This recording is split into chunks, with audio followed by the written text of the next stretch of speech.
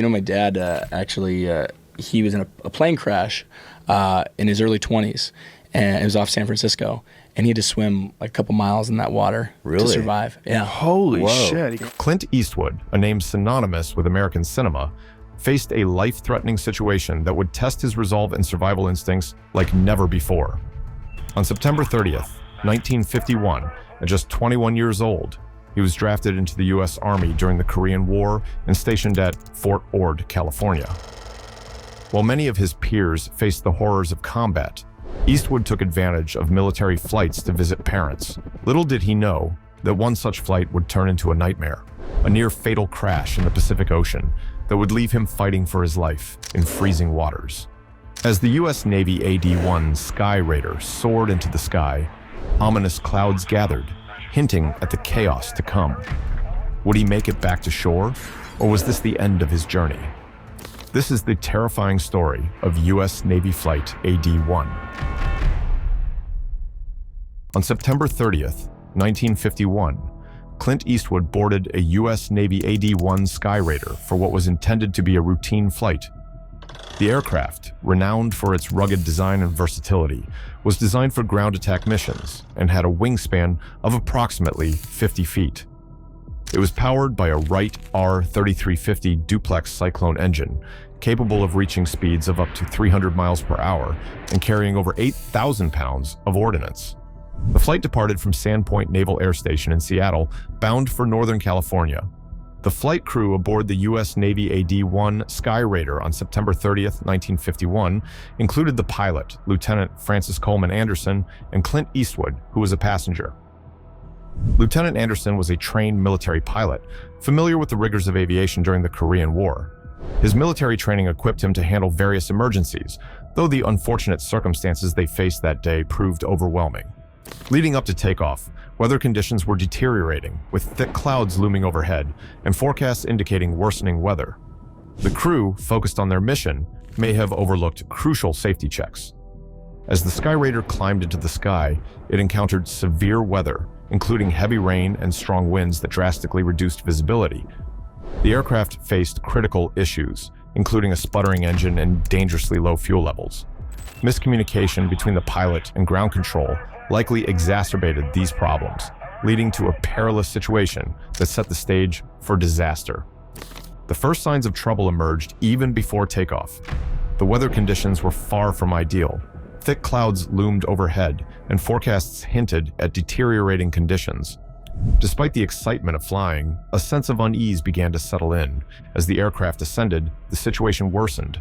Heavy rain and strong winds started to buffet the plane, and visibility dropped dramatically. Eastwood, feeling a mix of excitement and trepidation, could hardly have imagined that this flight would soon turn into a life-and-death struggle. In the chaos of pre-flight preparations, crucial safety checks were likely overlooked. Communication failures between the pilot and ground control may have contributed to their perilous situation. As the aircraft climbed higher, it became clear that they were facing a potential disaster. Fuel levels were dangerously low, and the engine began to sputter ominously. Panic set in as Eastwood realized they were in a precarious predicament, with each moment bringing them closer to catastrophe. As the U.S. Navy AD-1 Skyraider climbed higher, the initial signs of trouble became increasingly alarming. One of the critical pieces of equipment that faltered was the oxygen system. This failure left both Eastwood and the pilot vulnerable to high-altitude conditions, where the lack of oxygen could lead to disorientation and impaired judgment. The consequences of this malfunction were severe. Without proper oxygen supply, both men could experience dizziness and even unconsciousness, complicating their ability to respond effectively to the unfolding crisis. In addition, the rear door of the aircraft refused to stay closed, creating a dangerous situation. If the door opened mid-flight, the sudden change in cabin pressure could have catastrophic results, further endangering their safety. This failure could also compromise the stability of the aircraft, increasing the risk of losing control. Moreover, the navigation systems and intercom failing meant that the pilot lost vital means of communication and situational awareness.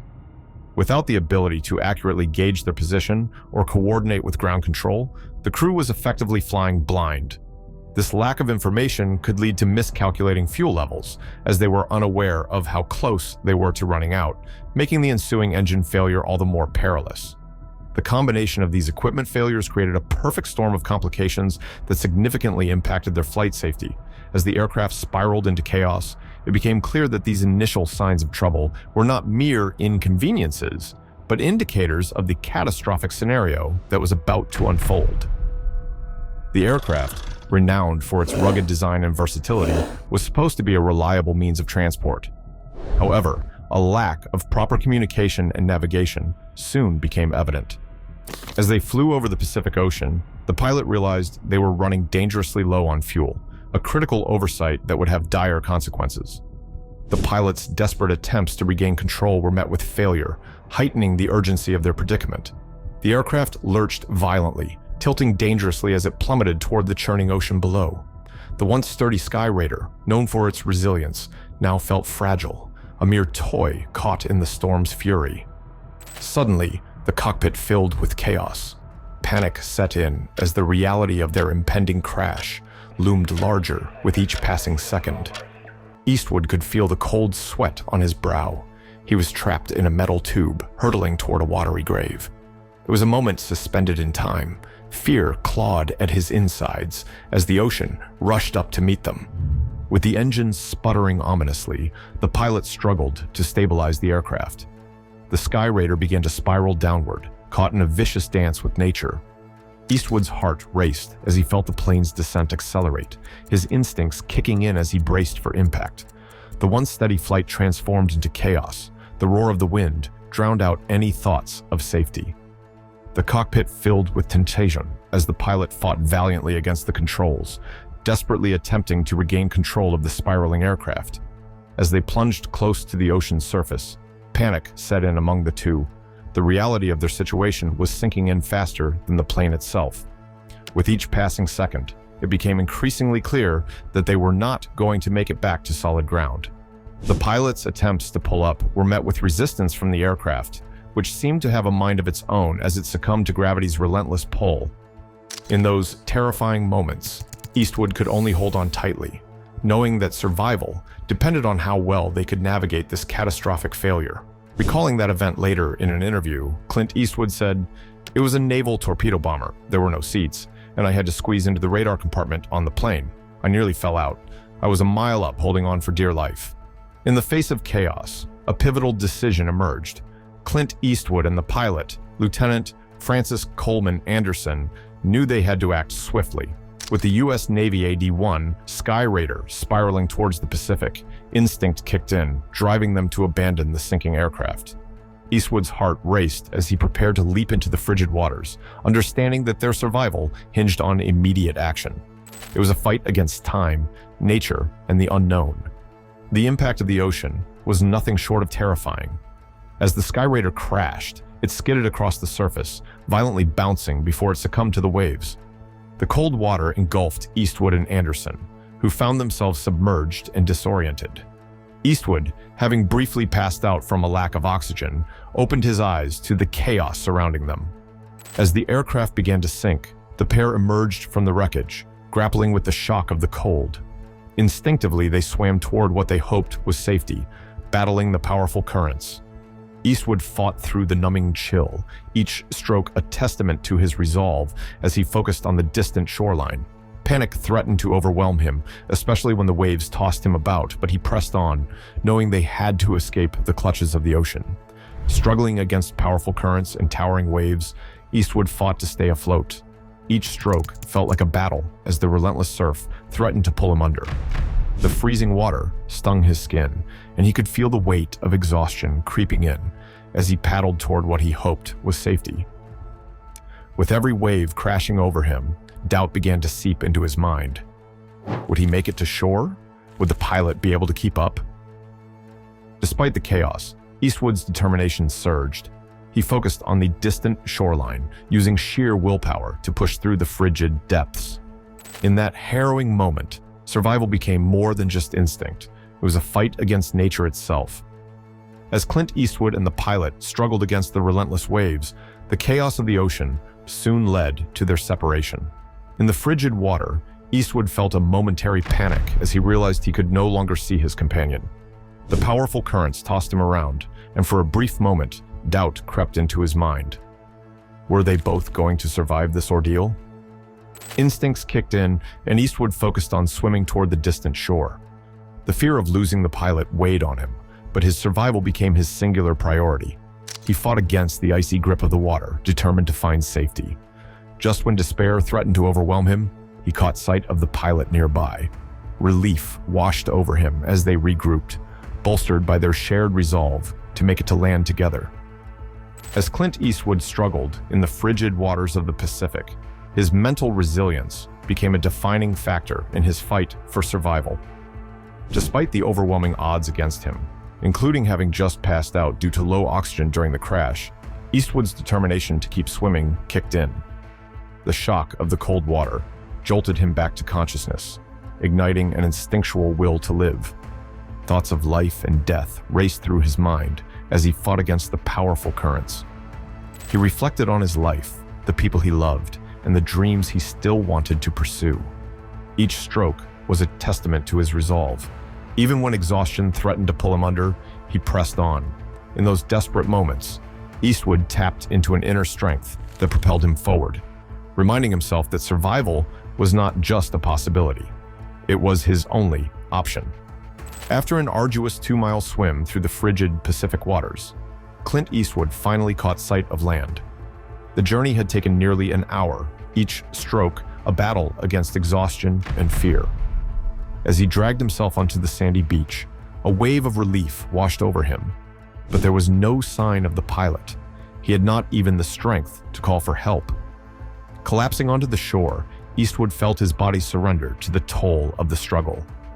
Every muscle ached from the relentless fight against the cold and currents. Still in shock from the ordeal, he forced himself to crawl towards a nearby radio station, desperate for help. Upon reaching the station, Eastwood explained the crash to the lone operator, who initially struggled to comprehend the situation. Once the operator grasped the urgency, he promptly called the Coast Guard. Eastwood's relief surged as he realized he had defied death, emerging from the depths of despair. Meanwhile, Anderson had drifted further north, but eventually reached the safety of a Coast Guard station, where the two were reunited. Reflecting on his harrowing experience, Eastwood later remarked, "I thought I might die, but then I thought other people have made it through these things before. I kept my eyes on the lights on shore and kept swimming, and I collapsed on the beach." His trauma was evident when he said, "I don't recall how long it took to get out, but as I've said, it was an ordeal I never want to repeat." After the crash, both Clint Eastwood and the pilot, Lieutenant Francis Coleman Anderson, who would later go missing in action on January 29, 1953, emerged uninjured from the ordeal. Eastwood managed to swim to shore using a life raft. However, reaching the beach proved challenging. He had to navigate past Abbott's Lagoon and climb over a high fence toward a bright light that drew him closer than the Point Reyes lighthouse. This light turned out to be the KPH RCA receiving station. In the aftermath, Eastwood was taken to the Point Reyes lifeboat station for recovery. The experience left an indelible mark on his spirit, shaping not just his life, but the legend he would become. As years passed, efforts began in 2018 to locate the submerged wreck of the plane, highlighting the lasting significance of this incident in aviation history. The National Oceanic and Atmospheric Administration managed to find its rough location in 2009. However, the relocation process only began by 2018. Underwater drones were said to be used in the relocation of the plane's Scrap 2. The investigation into Clint Eastwood's near-fatal crash revealed critical failures in communication and oversight. The pilot and ground control miscommunicated crucial information about fuel levels and weather conditions, leading to the aircraft's perilous situation. Additionally, the rear door malfunctioned, the oxygen system failed, and navigation issues compounded the risks during the flight. These human factors, combined with the deteriorating weather, ultimately led to the Skyraider's crash into the Pacific Ocean. The pilot's background and experience also played a crucial role in how well-equipped he was to handle emergencies. Military pilots undergo rigorous training to prepare for various scenarios, including engine failures and emergency landings. However, even the most seasoned pilots can find themselves overwhelmed by unforeseen circumstances. In this case, while the pilot may have been trained to respond to emergencies, the combination of miscommunication and deteriorating weather created a perfect storm of challenges that ultimately led to disaster. While the incident did not lead to sweeping changes in aviation regulations, it underscored the importance of effective communication and thorough pre-flight checks, especially in adverse weather conditions. Such incidents have contributed to ongoing discussions about enhancing pilot training and safety protocols within military aviation. Clint Eastwood's harrowing experience serves as a powerful reminder of the fragility of life and the strength of the human spirit in the face of overwhelming odds. Don't forget to like and subscribe. We'll see you in the next one.